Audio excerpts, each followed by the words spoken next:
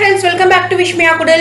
இன்னைக்கு எல்லாருக்குமே பிடிச்ச ஒரு DIML தான். இந்த DIMLல வந்து ஒரு சிம்பிளான நியூ இயர் செலிப்ரேஷன், அதுக்கப்புறமா ஷாப்பிங், அப்புறம் பர்ச்சேஸ், இந்த மாதிரி நிறைய விஷயங்கள் இருக்கு. ஸோ வீடியோ வந்து ஸ்கிப் பண்ணாம கடைசி வரைக்கும் பாருங்க.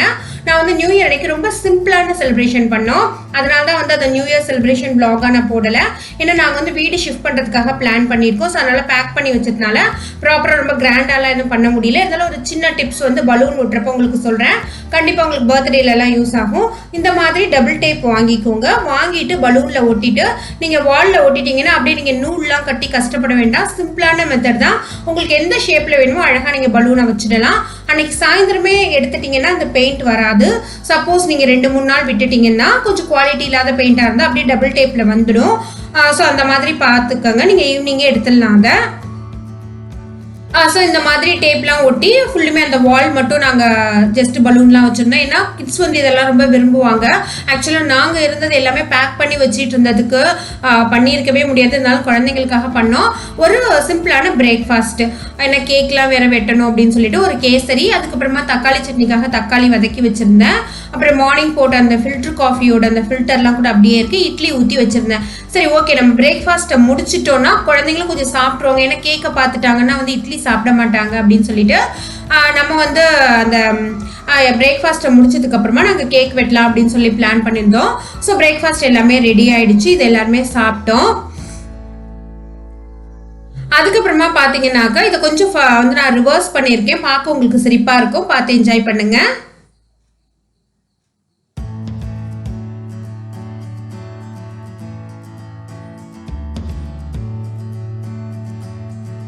ஸோ இந்த மாதிரி வந்து கொஞ்சம் அந்த கேக் வெட்டுறதுக்கு சிம்பிளாக ஒரு டேபிள்லாம் போட்டு அந்த கேக்லாம் வச்சுட்டு அக்கா பொண்ணு பாப்பா 2 பேரும் நிற்கிறாங்க. ஸோ 2 பேரும் வந்து கேக் வெட்ட போகிறாங்க. வெட்டினதுக்கு அப்புறமா வந்து ஓகே, இதான் சிம்பிளான செலிப்ரேஷன் அப்படின்னு சொல்லி முடிச்சிட்டோம். ஏன்னா அவங்க வந்து ஊருக்கு வந்து உடனே கிளம்புற மாதிரி இருந்தாங்க. அதனால வந்து லஞ்ச் ஒன்றும் ஹெவியாக பண்ணலை. நாங்கள் வந்து ஒரு சிம்பிளான லஞ்ச் தான் பண்ணோம். ஒரு சாம்பார், ஒரு வறுவல், ஒரு பொரியல், இந்த மாதிரி பண்ணிட்டோம். ஸோ வந்து பாப்பா ஊத சொன்னோம் அந்த கேண்டில். அவளுக்கு ஊத தெரியல. அவள் பிரகன்யா பண்ணுறதே பார்த்துக்கிட்டே இருந்தா. பாருங்க, பின்னாடி கை கட்டிக்கிட்டு எப்படி நிற்கிறாங்க பாருங்க மேடம். ஏன்னா கொஞ்சம் வந்து காலையில் சீக்கிரமாக எழுந்திரிச்சாங்க. அதனால 2 பேருமே டல்லாக இருக்காங்க. இன்னொன்று வந்து பாப்பா கேக் விட்டாங்க. அக்கா வந்து பாப்பாவுக்கு 2 பாப்பாக்கும் ஊட்டி விட்டாங்க. ஊட்டி விட்டுட்டு அவங்க அப்புறமா லஞ்ச் எல்லாம் முடிச்சுட்டு அவங்க கிளம்புறதுக்கு எல்லாமே பேக் பண்ணிட்டு இருந்தாங்க. ஸோ கேக் வெட்டினதுக்கு அப்புறமா 2 பாப்பாக்கும் வந்து நாங்கள் குட்டியாக வந்து பிளேட்டில் போட்டு கொடுத்துட்டோம். அவங்க 2 பேரும் சாப்பிட்டுட்டு இருந்தாங்க. நாங்கள் என்ன பண்ணோன்னா, எப்போதுமே ஊருக்கு போயிட்டோம் அப்படின்னா குழந்தைங்க வந்து ரொம்ப டல்லாகிடுவாங்க. வீட்டுக்கு யாராவது கெஸ்ட் வந்துட்டு போனாங்கன்னா அதுலேயும் விஷ்மியா கேட்கவே வேண்டாம், ரொம்ப ரொம்ப டல்லாகிடுவா. ஓகே, நம்ம எங்கேயாவது வெளியில் கூப்பிட்டுட்டு போகலாம் அப்படின்னு சொல்லிட்டு வெளியில் போகலாம் அப்படின்னு நினச்சிட்டு இருந்தோம்.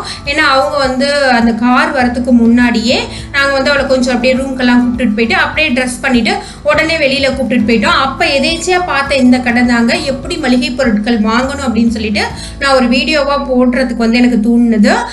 ஸோ இது பார்த்தீங்கன்னாக்கா இந்த வீடியோட லிங்க் வந்து நான் கீழே டிஸ்கிரிப்ஷனில் கொடுக்குறேன். நீங்கள் போய் செக் பண்ணிக்கலாம். இதில் நான் 2-3 விஷயம் சொல்ல மறந்துட்டேன். ஏலக்காவும் நல்ல பச்சையாக வாங்கணுங்க. அப்புறம் சோம்பும் நல்ல பச்சையாக இருக்கணும். அப்போ தான் வந்து நல்ல ஐட்டம் அப்படின்னு சொன்னாங்க.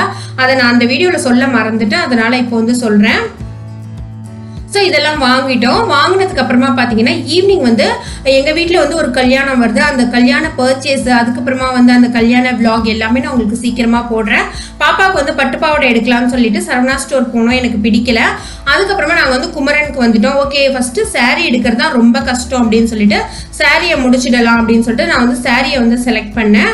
அங்கே உள்ள சாரீ எல்லாம் கூட உங்களுக்கு கொஞ்சம் காமிக்கிறேன் பாருங்க. இதுதான், இந்த சாரீ தான் என் ஹஸ்பண்ட் பிடிச்சிருக்குன்னு சொன்னாங்க. ஸோ இந்த சாரீ எல்லாமே பார்த்தீங்கன்னாக்கா 3000லேருந்து அந்த 4000க்குள்ளே உள்ள சாரீஸ்ங்க. உங்களுக்கு காமிக்கிறேன் என்னென்ன கலெக்ஷன்ஸ் இருக்குது அப்படின்னு சொல்லிட்டு உங்களுக்கு ஒரு ஐடியா வரும் இல்லையா, அதுக்காக தான் நான் காமிக்கிறேன். எப்போதுமே வந்து குமரன் தாங்க எனக்கு பட்டு அப்படின்னாலே குமரன் தான் செட் ஆகும். ஸோ நான் ஃபஸ்ட்டு சரவணா ஸ்டோர் போனேன். எனக்கு அவ்வளோவா அது சாட்டிஸ்ஃபைடாக இல்லை அப்படின்னு சொல்லிட்டு நான் இங்கே வந்துட்டேன். எங்கள் 3 பேருக்குமே நாங்கள் வந்து குமரனில் தான் எடுத்தோம். என்ன ஒன்றுன்னு பார்த்தீங்கன்னா குமரன்ல வந்து கூட்டமே இருக்காது. ஸோ நிறைய கலெக்ஷன்ஸ் காமிப்பாங்க. நிறைய பேர் கூட்டம் இல்லை அப்படின்னு சொல்லிட்டு போக மாட்டாங்க. ஒரு தடவை போய் ட்ரை பண்ணி பாருங்க. அவங்க கொடுக்குற ரெஸ்பான்ஸ், அதுக்கப்புறமா அவங்க அவ்வளோ கலெக்ஷன்ஸ் போடுவாங்க. ஸோ அது மட்டும் இல்லாமல் நிறைய வந்து கூட்டம் இருக்கிற கடையை விட இந்த மாதிரி கடைக்கு போனால் நமக்கு பீஸ்ஃபுல்லாக வந்து பர்ச்சேஸ் பண்ணலாம் அப்படின்னு சொல்லிட்டு இங்கேயே போய் ஒரு சாரீ எடுத்துட்டேன். நான் அது எந்த சாரீ எடுத்தேங்கிறத உங்களுக்கு காமிக்கிறேன். அதுக்கப்புறமா பார்த்தீங்கன்னா பாப்பாவுக்கு பட்டு பாவாடை எடுக்கணும் அப்படின்னு சொல்லிட்டு அப்போ அங்கே போனோம். ஸோ அது வந்து எனக்கு குமரனில் தான் பட்டு பாவாடை செட் ஆனது. இது பார்த்தீங்கன்னா நாங்கள் சரவணா ஸ்டோரில் எடுத்த ஒரு வீடியோ. ஏன்னா அங்கே வந்து 4000 5000 சொன்னாங்க. வளர்ற குழந்தைக்கு அவ்வளோ தேவையில்லை அப்படின்னு சொல்லி எனக்கு தோணுது. ஏன்னா ஒரு வருஷம் தான் கட்ட முடியும். ஸோ நான் வந்து கொஞ்சம் மிக்சிங் இருக்கிற மாதிரி வேணும், எனக்கு பியூர் பட்டு வேண்டாம் அப்படின்னு சொல்லிட்டேன். ஸோ இதெல்லாம் காமிச்சாங்க, எனக்கு அவ்வளோவா சாட்டிஸ்ஃபைட் இல்லை. ஓகே குமரன்லேயே நம்ம எடுத்துடலாம் அப்படின்னு சொல்லிட்டு நாங்கள் வந்து குமரனுக்கே போயிட்டோம்.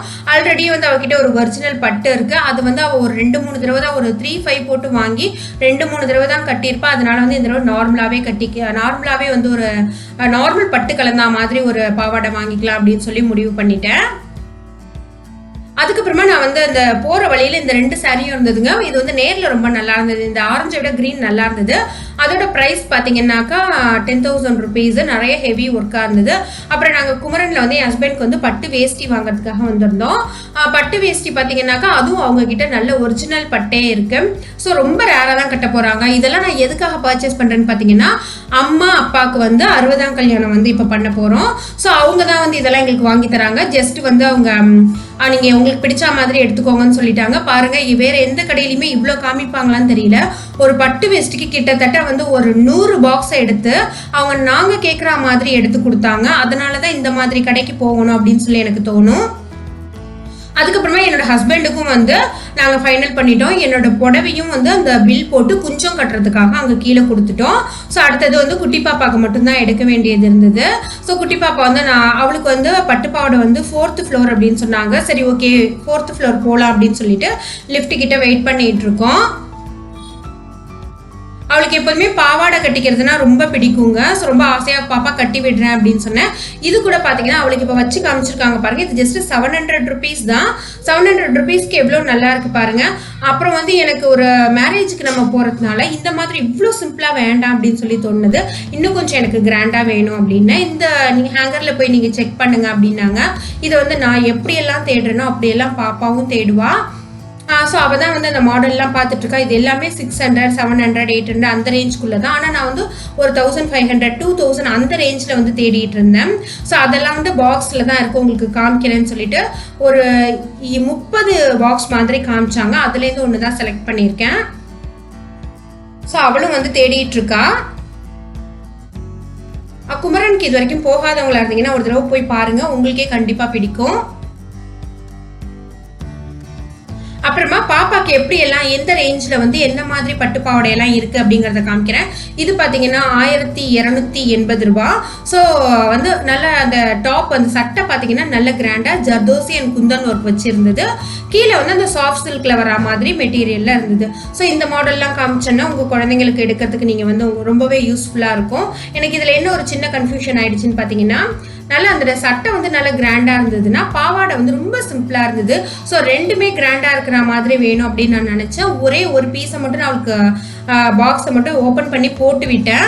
அது அவ்வளோவா ரெண்டுமே கிராண்டாக இருக்கிறப்ப செட் ஆகலை. ஸோ நான் என்ன பண்ணேன் அப்படின்னு பார்த்தீங்கன்னா, அந்த சட்டை வந்து நல்லா அந்த குந்தன் ஒர்க்கு ஜர்தோசி எல்லாம் வச்சா மாதிரி எடுத்துட்டு கீழே வந்து அந்த சாஃப்ட் சில்க் மெட்டீரியல் எடுத்துட்டு அவளுக்கு அது வந்து கன்வீனியண்ட்டாக இருக்கும். ஸோ இந்த பாக்ஸ்லாம் நான் காமிக்கிறதுக்கு வந்து உங்களுக்கு ஒரு ஐடியா கிடைக்கும். நீங்கள் வந்து உங்கள் குழந்தைக்கு எடுக்கிற பிளான்ல இருந்தீங்கன்னா உங்களுக்கு வந்து யூஸ்ஃபுல்லாக இருக்கும் இல்லையா? ஸோ நம்மளோட வீடியோ ஒருத்தவங்க பார்க்குறாங்கன்னா அதில் ஏதாவது ஒரு விஷயமா தான் உங்களுக்கு வந்து யூஸ்ஃபுல்லாக கொடுக்கணும் அப்படின்னு நான் எப்போதுமே நினைப்பேன். இது வரைக்கும் குழந்தைங்களோட கலெக்ஷன்ஸ் வந்து அவ்வளோவா நான் காமிச்சதும் இல்லை. ஸோ அதனால தான் காமிக்கிறேன். இந்த மாதிரி கலெக்ஷன்ஸ்லாம் இருக்குங்க. உங்களுக்கு வந்து கடைக்கு போகாமே ஒரு ஐடியா கிடைக்கும்ல, அதுக்காக நான் காமிக்கிறேன். ஸோ பார்த்துக்கோங்க.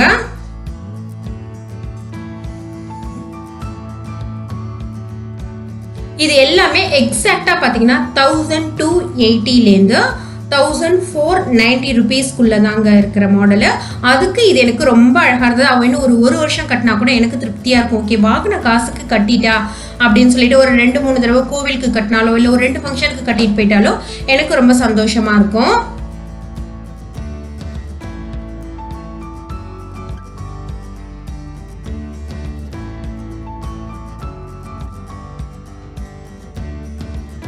ஸோ இந்த மாதிரி மாடல்லாம் இருந்தது. நான் வந்து அவளுக்கு ஒரு நல்ல டார்க் க்ரீனில் எடுக்கலாமா அப்படின்னு சொல்லி பார்த்துட்டே இருந்தேன். அவளுக்கு வந்து ஹைட் வந்து செட் ஆகலை. அவளுக்கு கொஞ்சம் வந்து டாலாக இருக்கு, ஆனால் வந்து ஒல்லியாக இருக்கிறதுனால அவளுக்கு கொஞ்சம் வந்து செட் ஆகலை. அதனால தான் எனக்கு வந்து லேட் ஆனது. இந்த பாக்ஸில் இருக்கிறதெல்லாம் ரொம்ப அழகாக இருந்ததுங்க.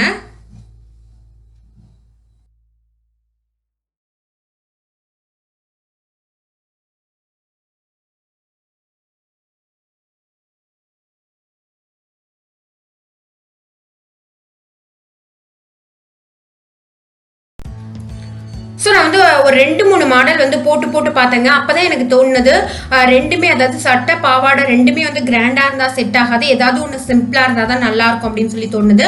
ஓகே அப்படின்னு சொல்லிட்டு லாஸ்ட்டாக வந்து அவளுக்கும் ஷாப்பிங் பண்ணிட்டோம். ஷாப்பிங் பண்ணிட்டு வந்து நான் ஸ்ட்ரீட் ஷாப்பில் வந்து அவள் அதுக்கு தேவையான அழகான வளையல், அதுக்கப்புறமா அவளுக்கு நெக் செட்டு, அப்புறம் கொஞ்சம் வந்து அவளோட செப்பல்ஸ் இதெல்லாம் வந்து வாங்கியிருக்கேன். அதெல்லாம் வந்து என்னோட கல்யாண ஷாப்பிங் வீடியோவில் வந்து நான் உங்களுக்கு கண்டிப்பாக போடுறேன், வித் ப்ரைஸோடு போடுறேன். நான் வந்து 10,000 rupees வந்து பிளான் பண்ணிட்டு போனேன், ஆனால் எனக்கு அதுக்குள்ளேயே வந்து எல்லாமே முடிஞ்சிடுச்சு. ஸோ இந்த DIML வீடியோ உங்களுக்கு பிடிச்சிருக்குன்னு நினைக்கிறேன். இதில் உள்ள சின்ன விஷயமாவது உங்களுக்கு உதவியாக இருந்ததுன்னா அதுவே எனக்கு ரொம்பவே சந்தோஷம். இன்னொரு வீடியோவில் மீட் பண்ணலாம் ஃப்ரெண்ட்ஸ். தேங்க்யூ ஃப்ரெண்ட்ஸ், பாய்.